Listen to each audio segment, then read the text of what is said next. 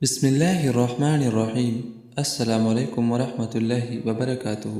جنت کے دروازے کھول دینے والی دعا۔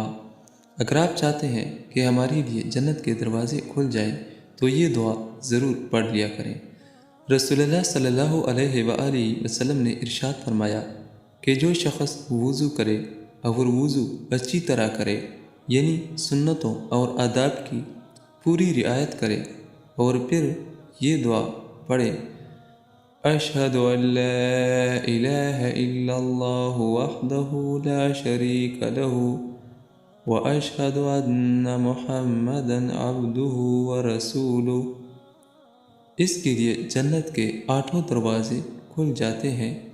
جس دروازے سے دل چاہے داخل ہو سکتا ہے، یعنی کہ وضو کے بعد یہ دعا پڑھیں، آپ کے لیے جنت کے دروازے کھل جائیں گے۔ اللہ تعالیٰ اس پہ عمل کرنے کی توفیق نصیب عطا فرمائے۔ آمین ثم آمین۔